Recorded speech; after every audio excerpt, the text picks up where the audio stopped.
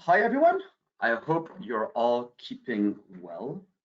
Welcome to this webinar, From Senior to C-Suite, Unlocking the Secrets to Career Growth.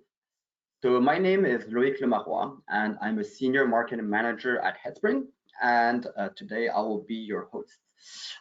This webinar is intended to be interactive. The main goal is that we want to hear from you. So please do send in your comments, your questions by using the Q&A function on the right-hand side of your screen in the application. We'll make sure to answer those during the session, or we will have Q&A at the end of the webinar. So we'll kind of keep 10 minutes for Q&A if you have further questions. So without further delay, I would like to introduce you to Angela Lane, who is a senior executive in talent management. She's as well a researcher and an author. Also today we have Dr. Sergey Gorbatov, who is a professor of HR and organizational development at IE Business School. He's as well a speaker and a researcher and an author. Sergey and Angela are the co-author of the book Fair Talk, 3 Steps to Powerful Feedback. So Angela, Sergey, really happy to have you guys again on a Headspring webinar. Glad you could join. Thank you so much, and welcome everyone. It's bright and early here. Well, I should say dark and early here in California, where I'm dialing in from, and I see that the sun starts rising in Chicago, where Angela is, and I don't know where you're dialing in from, but we're happy to see you here. I've looked at the chat. I see some names I know dialing from Asia, from the United States, lots of people from Europe. So a truly international audience, fantastic for a career webinar, because careers are increasingly more global, more international careers that take us places. So are you career ready? Let's try to untangle that together, and we'll start with a very simple question. What does career success mean to you? And by saying simple, I'm being facetious, tongue-in-cheek. For some people, it will be a simple answer. For others, it's more complicated. So in your screen, you see a text box where you can type in your questions. Please go ahead and type in a one word or a phrase or a couple of words that would signify what career success means to you personally. So if somebody asks you, have you been successful in your career so far? Would you say yes? And if so, why? On the basis of what? What makes you believe that your career is a success? Okay, we'll give you a couple of seconds to think. Type in, click send. And you can do that either in the chat box or a Q&A box, but whatever is open on your screen, we're monitoring everything. So, and we're very versatile. Don't be shy. Okay. Value creating impact. Great.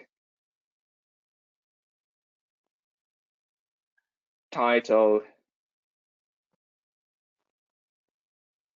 Opportunity. Exploiting your full potential. Money.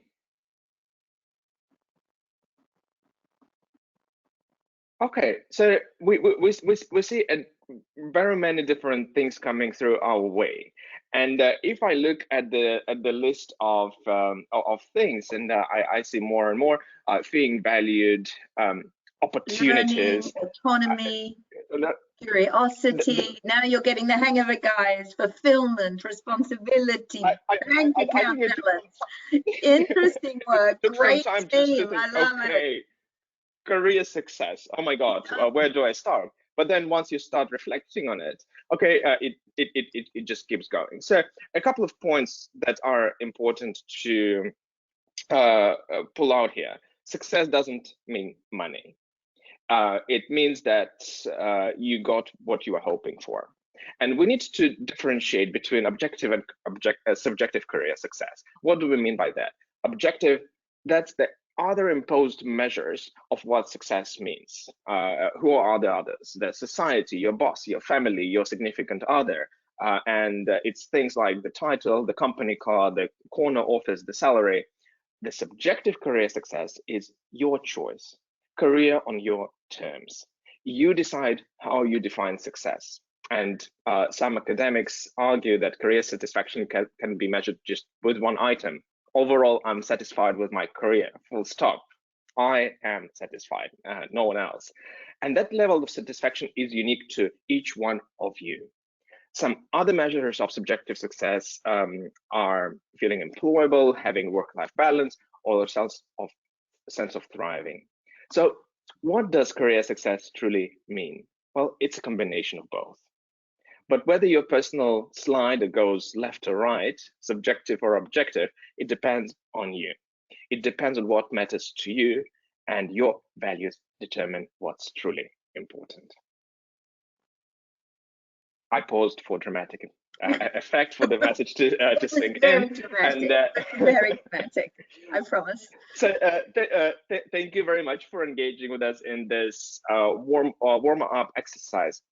Let's move to the core of the presentation. And the core presentation is really based on the model that Angela and I have developed, and that we have been successfully used for several years now to coach people towards being more successful in their careers when success is determined by them.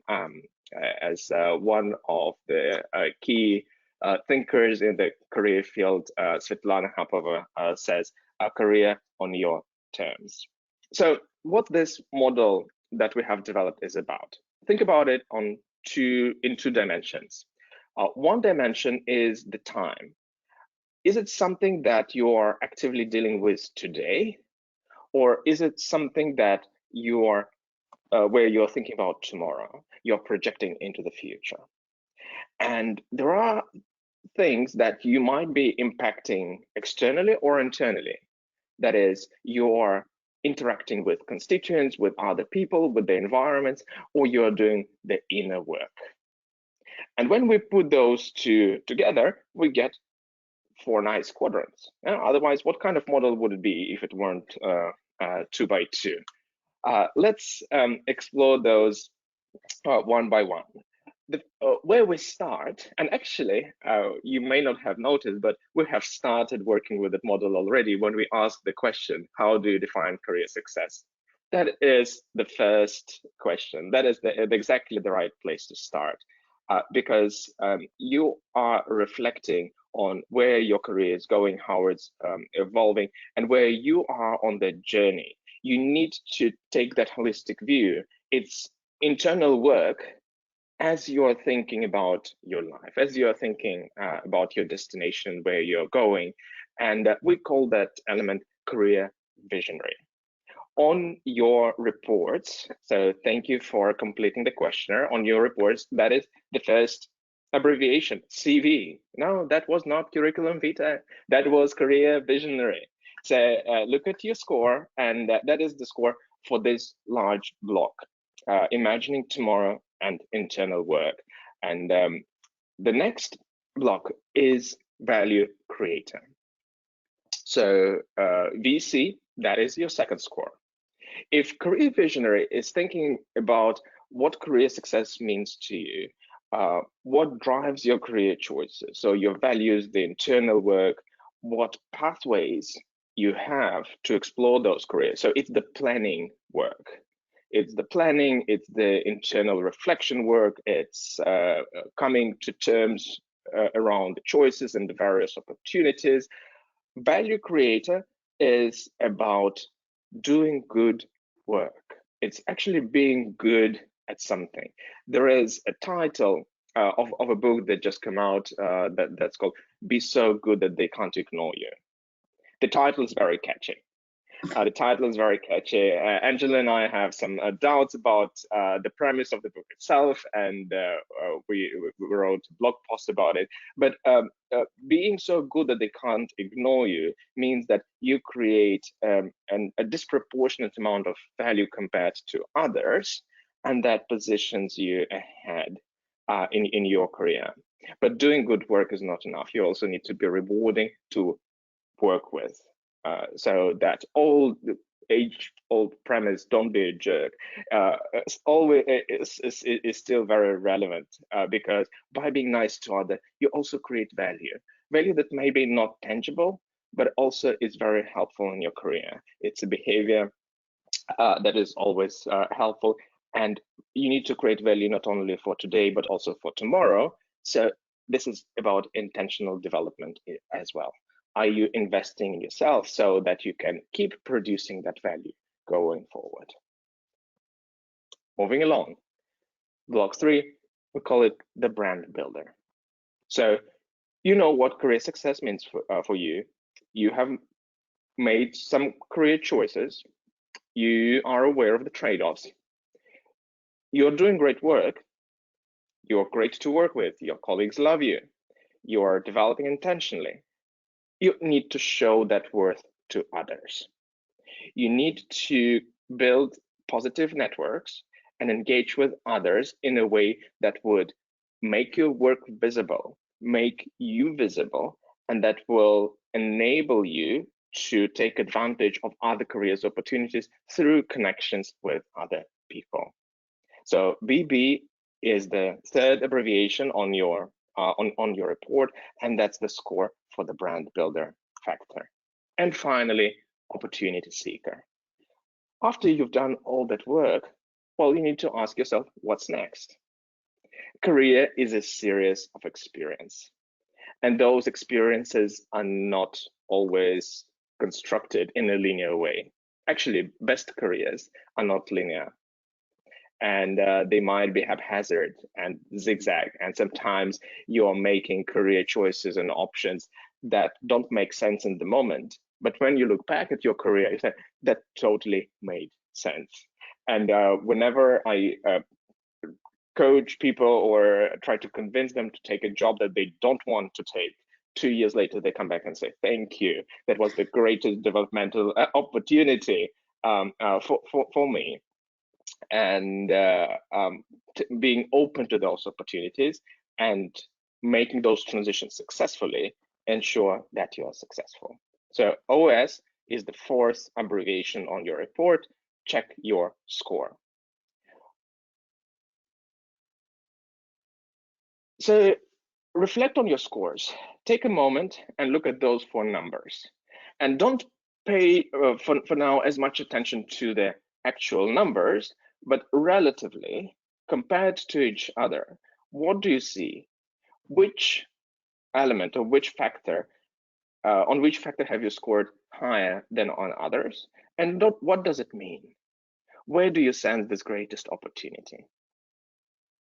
It's a reflection question that you can think after the webinar, and go ahead, share the score with a significant other, with the person you trust, or drop us a note. Would love to engage in a conversation. But another important point that I wanted to mention is, once you've done this diagnostic, once you've done this thinking, it's not over. Why? Because every time that you change job, every time that something changes in your career, you would go and repeat. Every time that you would make that transition, okay, you've identified a new opportunity seeker, and you've changed jobs, you've changed an industry, you've changed a country, you've changed the level, and you've been there for a while, and you need to start rethinking, okay, how has that impacted my career choice? How has that impacted my definition of success? How am I still creating value? Am I still making my work visible? So it's a circular pattern, and being grounded in this model will just help you to have structure around thinking about your career going forward. And you know, it doesn't end, because we never end developing, we never end evolving in our professional life. So in that way, career is more like a marathon. And there are 2 different types of marathons. You know, there are usual marathons where, you know, the popular ones, you are in a group, there is a start time, there is a finish time, there is a way to qualify, a route, a crowd, and a date that's announced in advance. And mostly there is a lot of excitement, energy, and peer pressure. Fantastic. There is another type of marathon. a type of marathon that anyone can run any time of the year. Just go ahead, put on your sneakers, run out of the door, and come back 42 kilometers later. And these are rare, and it's worth noting that much of what we do in developing a career is a lot closer to the second type of marathon. No wonder it's difficult. Figure out what you really want, develop intentionally, build a positive network, come to terms with sacrifices. It's not what everyone does. If you do what everyone does, you are average at best. So if you are to run the second type of marathon, let's get your running shoes out. Let's explore together the career behaviors that you'll need to master to have a fulfilling career. We've grounded ourselves in the model. There are 4 factors in the model, and there are specific behaviors in each factor from 1 to 10. And you're right, those 10 numbers on your report are exactly those behaviors. And now Angela will take us through those one by one, and we're starting with aligning to purpose. Thank you, Sergey. Although I have to say, I'm smiling here at your comment that anyone can run a marathon. I'm not sure. It's a metaphor. Exactly true. I think my marathon running days are behind me, but my career coaching days are well and truly here and in front of me. So let's get oriented. So you have your report in front of you, and I hope you're excited about it. I hope you're curious to understand the scores that you see. You'll see your scores for each of what we call career edge behaviors. It's breaking down that macro model into the specific behaviors that surround success. We're going to discuss each of those behaviors and the potential actions that you could take to improve. If that's one of the areas where you feel like, you know, relative to others, I'm pretty low there, you're going to want to record those so you can come back to that and look for some improvement opportunities. I am going to cover a lot of ground today. We're going to move super fast in the interest of time. So use the space provided on your report, actively use that to record your thoughts and reflections as we go. Your first career edge opportunity. It is all about aligning to purpose. So this is in our career visionary quadrant, and the career visionary is very mindful about selecting a path that's really aligned to his or her purpose, aspirations, strengths, characteristics, life circumstances in some cases, and that personal view of success that you formulated, you know, right at the beginning of today's session. When we're aligned with those things, the lift as it relates to our career is simply lighter. We're kind of going with the tide, so to speak. When you ignore those things, your aspirations, purpose, strengths, values, you can still do it, but you're swimming against the tide. So the lift is heavier, not impossible, just heavier. So Sergey, why don't we do a little poll perhaps, just to ask the question, do folks feel like they know their purpose? Not a loaded question, all answers are good here. Okay, yes or no? The poll is open. Very do you know your purpose?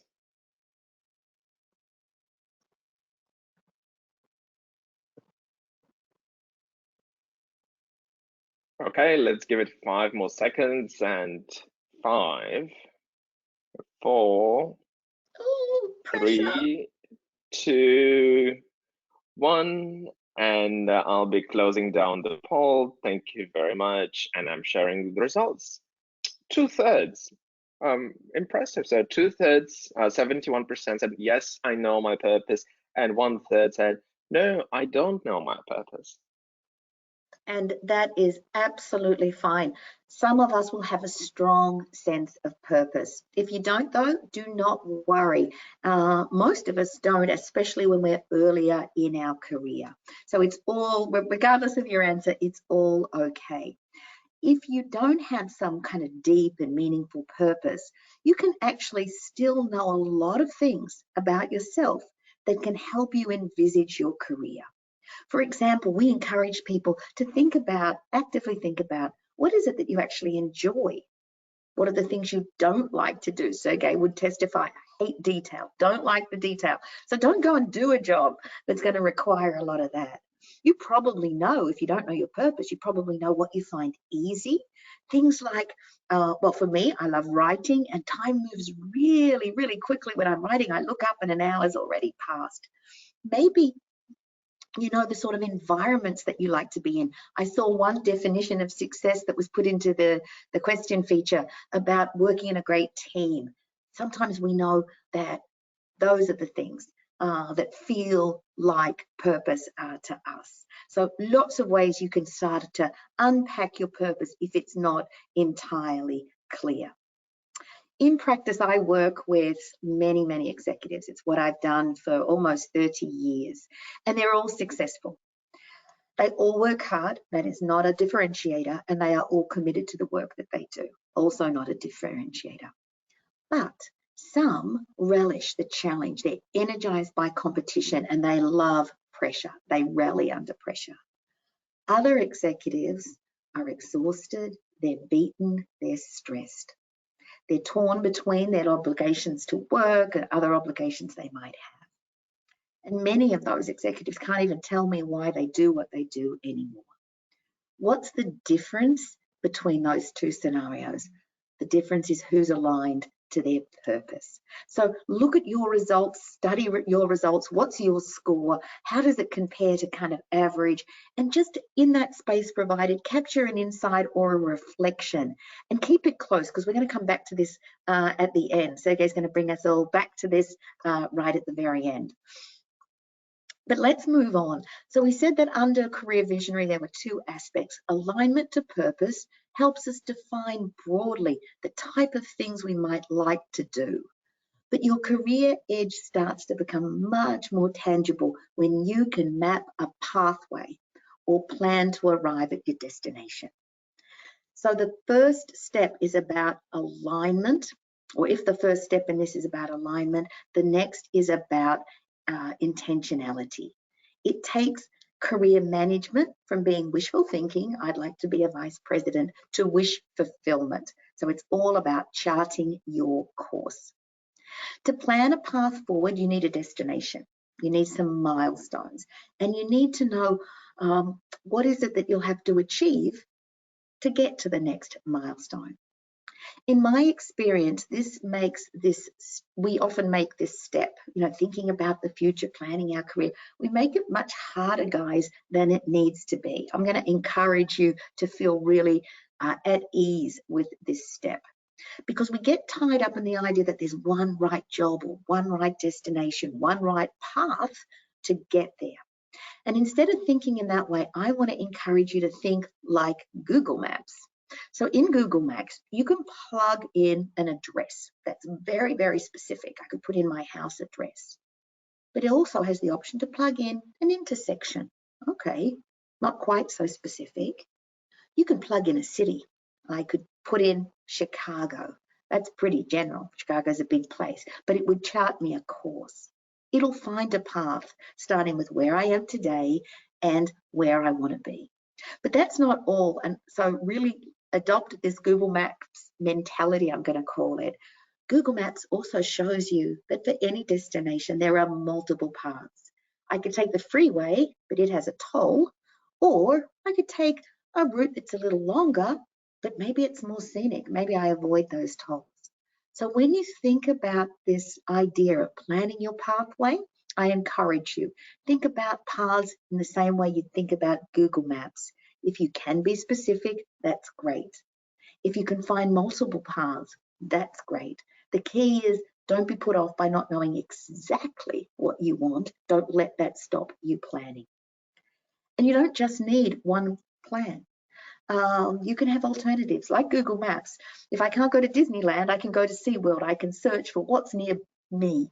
So think about that. Look at your report. How are you planning your pathways? Capture one insight for me and one potential action. Keep it close. As I said, we'll come back to it later. But Sergey, I think it's time to have some interaction. Absolutely. So thank you for taking us through the first two behaviors number 1 and 2, and I know that people are now reflecting and scribbling down, okay, what am I going to do? So please share with us, share your initial reactions, your initial thoughts as you think about being a better career visionary. What is one action that you could take to improve your career edge? And drop that in the Q&A box, and we'll just see what's on top of your minds as you reflect on aligning to purpose and planning the pathways. What is one thing that you think, hey, I can start doing that tomorrow? That's what I really need to focus on. Take a couple of seconds to type that in. And Sergey, while people are putting that in, one of the questions that we've received is just about if I didn't do the survey, is the possibility to do the survey later? Okay, so I see that the responses start coming in. Consider multiple options. Exactly. Increase optionality, and actually we'll come later about how you think about that when we talk about opportunity seeker. Great. Further development, hard and soft skills, making a list of target positions or teams. So okay, what destination? That's great.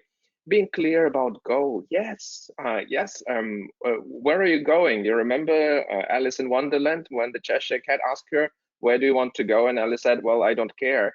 And the Cheshire Cat said, well, then it doesn't matter which way you go, because then you'll get somewhere anytime. Better prioritize networking internally and externally. Great, and we'll come to brand builder in just a couple of minutes. Understanding the roles that are really out there. Yes, if you don't know what's available, you're not considering that. So you may not be steering towards that path. Be more convincing and likable. That's great. Think about, okay, how do I add greater value through better relationships? Think more about broad trajectory, not specific paths. Yes, if you are opening yourself up to opportunities, that's pure economics.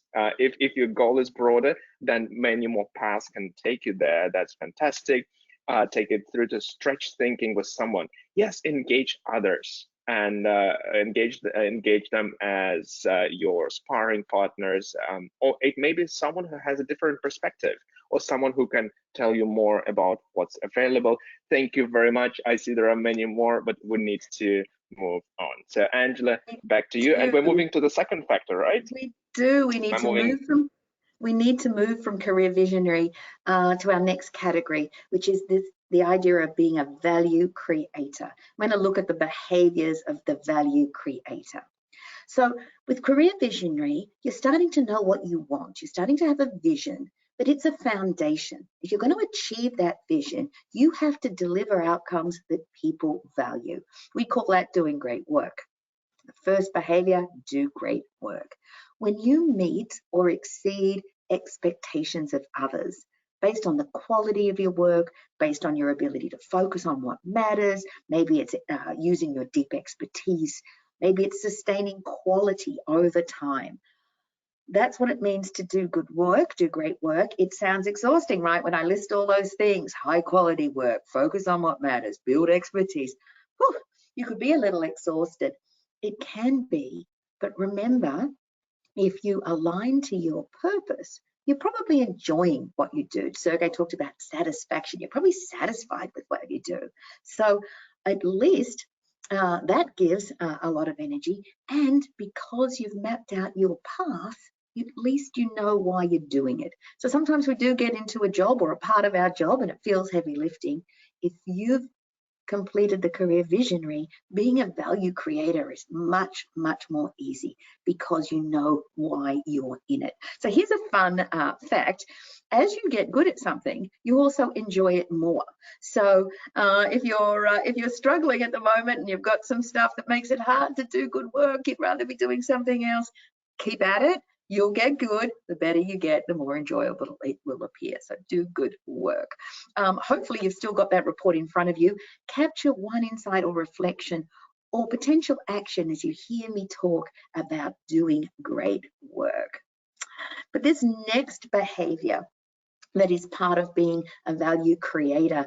Sergey touched on it. It's not enough to do good work. You have to be good to work with. Few of us, particularly in today's environment, can produce results without others. Most work happens in teams. There are a lot of interdependencies. If I'm not a rewarding person to work with, two things can happen. One is the chances are that my results just aren't as good. I missed out on inputs, I didn't get guidance, people didn't offer to help me, leading to my results and outcomes probably not being as strong as the outcomes of others. But I also don't have their support.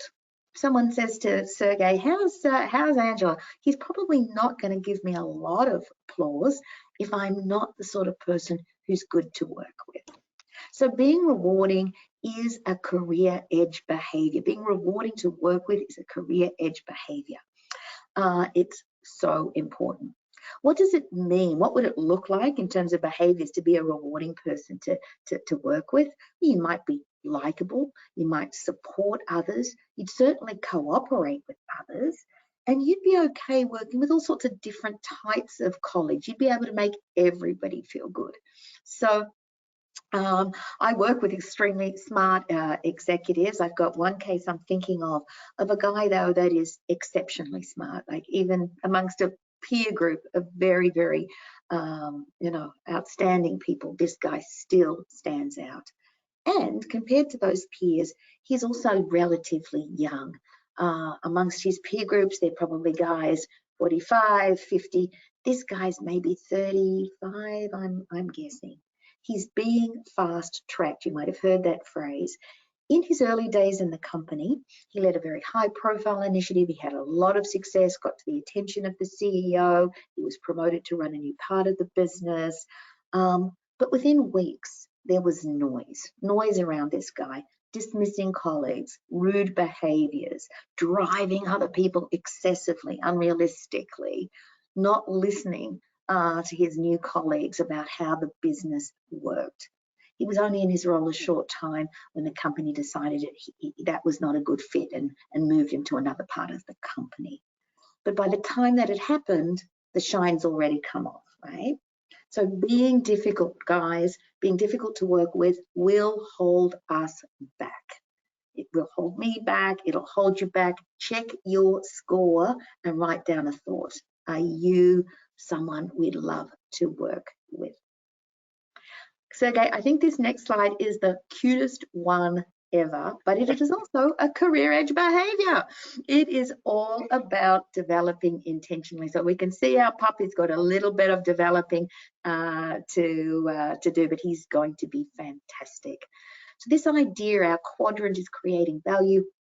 This idea, creating value, requires that you continuously improve. So just imagine the scenario that we've described so far. You're doing great work, you're working well with others. So it's all going pretty well. But to get that little extra edge, you can simultaneously invest in yourself, building the skills that will make you better now. So I can do my job better and add better value today, but I'm also starting to prepare to pivot for what will be important in the future. For many of us, we can find opportunities to continually learn and grow just doing the job that we're doing. We can set goals to improve. We can work towards improvement by having a development plan. So sometimes the most challenging aspects of continuous improvement are knowing, well, where do I start? All of us would probably say, there's lots of things I could do better. Where do I start? I think probably this may be the topic we talk about most, Sergey, I think. Knowing where to develop, knowing where to grow, knowing how to improve starts with self-awareness. It means you have to know what you do well, but it means you need to know those gaps, the things that need to improve. If you have self-awareness and a goal for where you want to go in your career, that career visionary, you can focus your development, really like laser focus your development on filling that gap. And you can build the right experiences where you need them. It helps you stay up to date in your field. You know where you need to learn from others. all of that has at its heart self-awareness about where you are today. And when people have that, they can set about developing actively and purposely and aligning back to that that gap they need to fill. So we're big fans of self-awareness, huge fans of development. So Sergey, thinking about development, I'm wondering if we can get a yes or no answer. Absolutely. We chose to focus on this particular aspect because it's so important to have a plan and to grow in your career, and being that value creator. It's important not to be value creator just today, but also for the future. So hence the question, as you think about this last behavior that Angela was talking about, developing intentionally, do you have a specific plan? There is a lot of research saying that just by having a plan, you are much better off towards that path or towards that goal of being better, developing intentionally, being that value creator than those who don't have a plan. So thank you very much for casting your votes. Again, 5 more seconds, 5 and 4 and 3 and 2 and 1, and I'm closing the poll and sharing the results. And again, about 2/3 say yes, we do have a development plan. That's fantastic. And then there is 1/3 who said, no, we don't have a development plan. And I'm sure that 1/3, those 2/3 who said, yes, I have a development plan, are thinking, okay, I need to pressure test, or I need to share it, or I need to dust it off if needs be. And the 1/3 who said, no, I don't have a specific plan for my career, are thinking, okay, I'd better make one. Absolutely, and make it in the context of that career vision that you've established. Make it in the context of how it can help you do great work or be great to work with. You can start to see the model also flows together. But in the interest of time, Sergey, I'm going to move us on, because we have a lot of career edge behaviors still to cover. So you're building your edge by creating value. We've just covered creating value, and that's great because you're going to need that value, guys. That is value you're going to take to the bank. You're going to need it to build your brand. So even those of us with good self-awareness, a clear career goal, maybe we're working hard to build the right experiences. We know we can't do it alone. We're nice to work with. We work well with others. But that will take us only so far if no one knows about us. You need a network. You need connection to be successful, or as successful as you can be. Now, I want to spend just a moment on this. I think this is one of the areas we get most quizzed about. So let me tell you what we're not talking about. We're not talking about establishing one-sided or insincere relationships where one person ingratiates themselves to others simply to get ahead. I think people detect that very quickly, and it actually is bad for our brand. Here we're talking about this idea of connecting to others as part of building your brand. We mean connecting with others, investing in building genuine relationships so that others want to support you. That's key. They want to support you, and you are proud to support them. The behaviours are what Sergey and I have called for years now, the idea of a positive networker. These are active behaviours. You're actively growing the number of people in your network. You're actively maintaining those relationships. You actively call on your network for help, and you actively invest in the relationship and help those that are in your network. We all have examples of people that we've come across in our network. We never hear from them till they want something. This is not that. This is sincere, real connection with mutual benefits. So as you look at your score, I'd encourage you to ask, how's your network? How did that score show up? How might it compare? And capture an insight that we'll come back to, as I say, a little bit later. So the first element of building your brand was your network. But having a network and you can have an extensive one, is not enough. In fact, it can be dangerous unless you're known for the right things. So what is it that you want to be known for? I have an ex-colleague. He was a vice president in one of the companies I worked for and was a great guy, congenial, warm, sincere, genuine, considerate, respectful, even a fun guy, I would say, very easy to work with. During a restructuring, when the company was financially challenged, he lost his role, and he had a huge network of colleagues. I would even say within his professional peers, these people were friends, all of whom wished him a great outcome, all of whom would be happy for him to do well.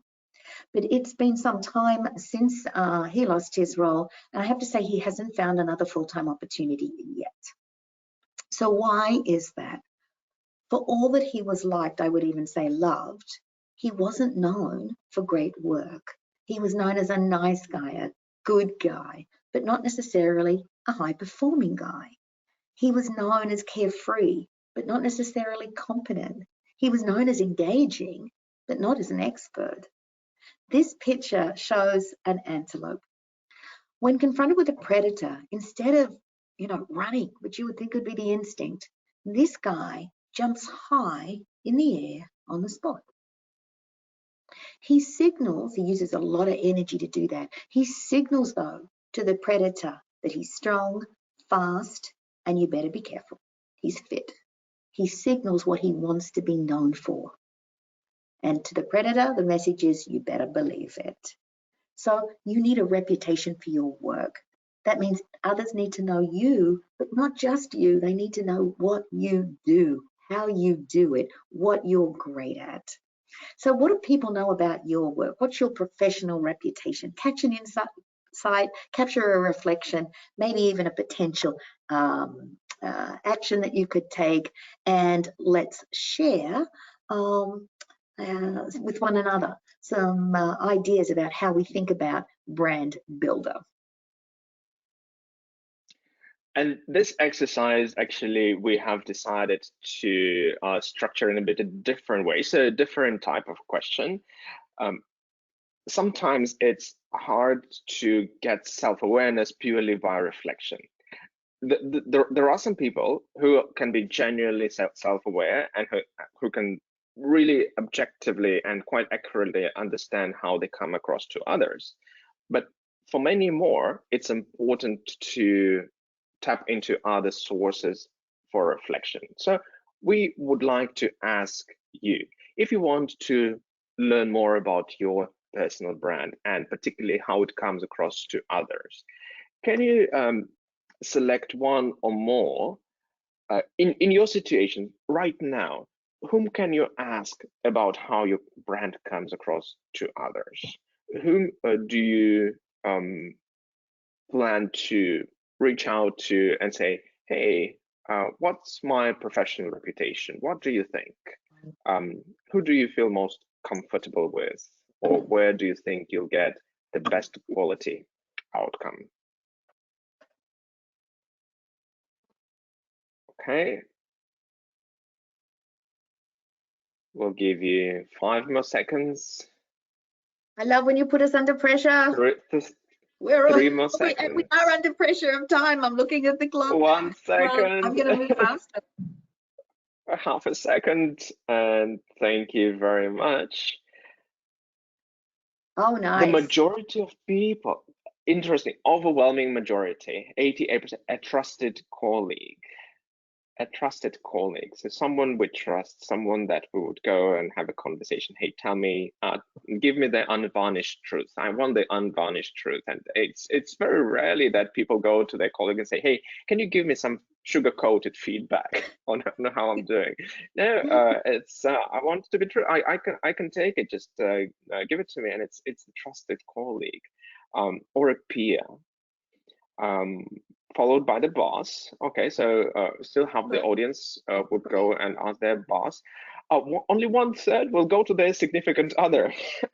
However, It's okay. This is a first. I'm not going deep into that. That's deep psychological stuff. But one third won't go to the significant other, and then there are always other people who are not captured here. So this is a good reflection point that is interesting just for you to think about. You know, how do I build that greater self-awareness? Not only about the work that I do and who I am, but also how I come across to others. Okay, Angela, please take us through the remaining three behaviors, and then we'll put all of that together. I will do that super fast and leave you time to pull it all together. So our last quadrant is all about the opportunity seekers. And the first career edge behavior is really, how do I multiply those options? Because all of us will have limitations on the opportunities that we can take. But the fewer the limitations, the more paths available for you to grow your career. For someone that is mobile, for someone that's open to move companies, for somebody who's prepared to take a change of industry, they simply have more possibilities to advance. It's just a numbers game.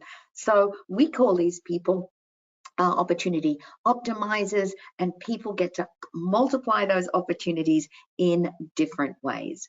Knowing what opportunities are available, that's the first way, just to have more options. Just know what is possible. Know what you're prepared to do to get an opportunity. Would you move cities? Would you change functions? Would you take a lower salary? Would you take a different title? So know what you'd be prepared to do, and know that not everyone can change jobs, but you can also grow your job sitting in it. That's another way to multiply your opportunity. So the key here is all about being open. And the more open you are, the more chances that you have to win. So multiplying your options is super important. That lets you really get that career edge. But there are other ways to maximize opportunities. What am I talking about? Some environments help us win the career game. What do I mean by that? So let me explain it like this. You go into a store and you're offered a deal. You know, we've seen it. Maybe we go into the supermarket, maybe we go into the pharmacy, and you see buy one, get one free. That's like a winning context. I got one, but I got something else for nothing. When you choose a winning context, you're magnifying your career edge.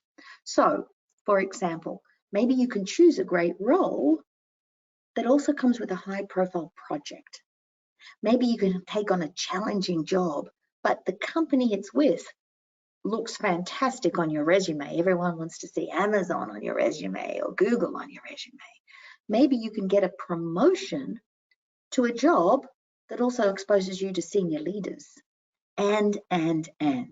So the opportunity optimizer is not only looking for what are the number of opportunities, but also what are the contexts of those opportunities that are going to position me for the future, putting me in the path of great leaders, exposing me to decision makers, putting me on high profile projects.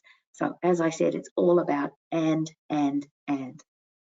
Consider the alternative. Sometimes it helps us to think about things in the opposite. Look at this car here, stuck, can't go forward, can't go backwards. That is not a winning context. So when you have the chance to think about context, look at your environment. Think about your environment today, the work environment you're in. Is it a winning context? Maybe capture a reflection or two. And that lets me then move to the very last of the career edge behaviors, and it is about acing transition. What's that all about? Every opportunity, in the opportunity seeker category, every opportunity is a catalyst towards the career visionary that you set. But every change is also a risk. Job transitions, changing companies, moving cities, moving countries, all of those represent a risk. And that risk increases the more senior we become, at least according to studies done by McKinsey. Those with career edge understand that we're realistic, right? We're pragmatic. We're not daunted by that risk, but what we know is we plan for it.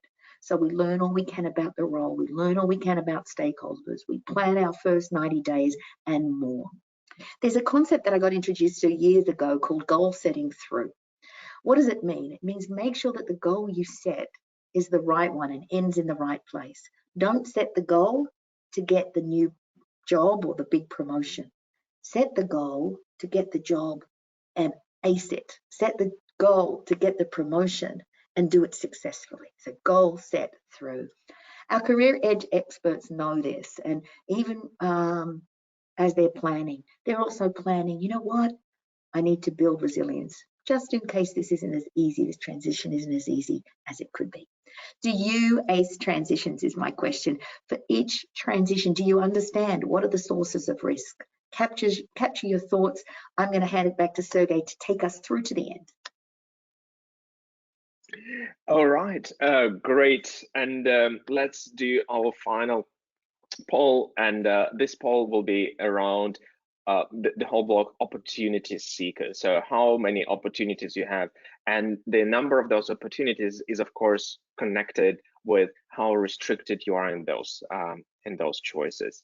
So as you think about your career and everything that's available or you believe is available to you, how restricted are you in your career choices? Just give us an indication from not at all. I can go to any country, I can take whatever job, I'm open to taking a downwards move, a lateral move. I'm happy with taking a huge bet on myself and my family. Or no, there are personal circumstances. I'm getting married. I need to take care of an ailing parent. I don't have. I'm waiting for a passport, and I'm linked to a country for the next couple of reasons. So I'm only limited to opportunities in my geography, whatever. So all of those restrictions. Think about your situation right now. Do you have a lot of those? Then you're very restricted, or not at all, or you're somewhere in the middle on the scale. So I'm closing the poll now, and I'm sharing the results, and we see that only 4% are not at all restricted. So there are some restrictions, and they're all grouped in the middle. So it's very important to understand where you are and what your restrictions are, and what is the scope of possibilities. Great. So let's take a look at the results per each of the 10 edgy behaviors. Look at your own results. Which is highest? Which is the lowest? And other trends or themes, so are they grouped by a factor, for example? Or is there some other connection that you see, okay, that's why I scored highest on this 3 and lowest on this 3? And try to understand and try to answer for yourself what it means.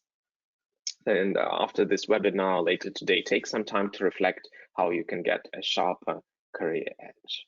We would like to share with you some data so that you can compare yourself to others, the data that we have collected in running these surveys across different countries and across various webinars and training sessions. And we see that actually the value creator is typically the highest scoring category. We do a great job, and we work intentionally to be better. What we are not as good at is taking time to make that work visible and build those positive networks that Angela was talking about. And if we go down to the level of behaviors, then again, the 3 top ranked behaviors are in that brand builder category. But if we look at the lowest 3 are around planning the pathways, understanding, okay, how do I get to where I want to be, making yourself known, and acing transitions. And if 50% of transitions are unsuccessful, if we believe McKinsey, and we have every reason to believe McKinsey, then probably that's a good place to focus. But that's general data. What's most important are your personal results. So focus on those and answer yourself the question, what does that mean? So finally, I'll promise to you, careers need focus. Careers need intentionality. Do you want to be career ready? The goal of this session was to make you aware. It's likely that now you have more questions than answers, and that's great. It means that Angela and I have achieved our objective. Keep going on your career journey. And with that, I would like to take us to the Q&A section. Please feel free to ask your questions in the chat box, and we're inviting Loic back into the room. Loic, what was your highest to lowest factor? How did you score yourself? Do you care to share with the audience? I don't have it in front of me, so I did it yesterday. But I think what I actually scored very high was my collaboration and the value that I actually bring to my work, and actually being recognized by my peers. I think the one that I scored lower was actually purpose. And actually, the question I wanted to kind of ask is, there's actually quite a lot in this session, quite a lot of things that you can actually follow. But how do you actually start? Where do you look? Do you actually look at kind of like the place where you score lower and you focus on that, or actually the place that you score higher and you try to actually go in further?